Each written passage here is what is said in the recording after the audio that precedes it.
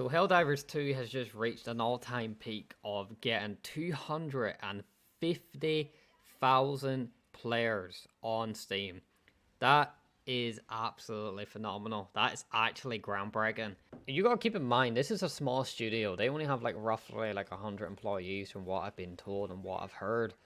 And this game has outperformed so many titles, and especially AAA titles like Call of Duty and other big franchises out there.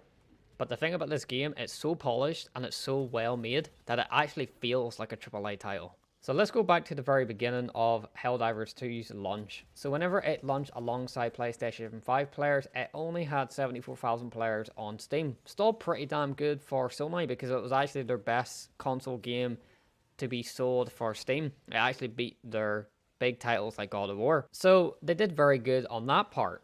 But then shortly after that, it actually started building up traction and actually reached 100,000 players, which is pretty damn good.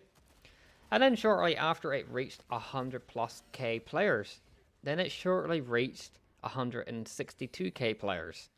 Then sometime after that, it reached 197,000 players.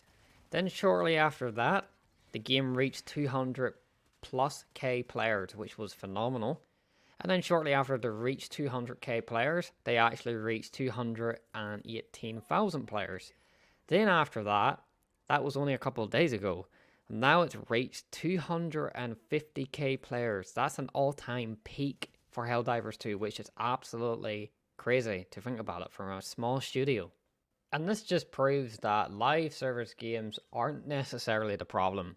The problem is whenever companies think that they can just keep promoting microtransactions. It's always about money. It's always about our wallets. It's nothing about the player. They don't care about updating the game. They don't care about optimizing it as fast as they can. Like, this game has had 5 updates, and the game's only been released for 8 days. And most AAA titles release 1 update probably every few weeks. And that's being very optimistic and very generous to most of these companies, because most of them don't care.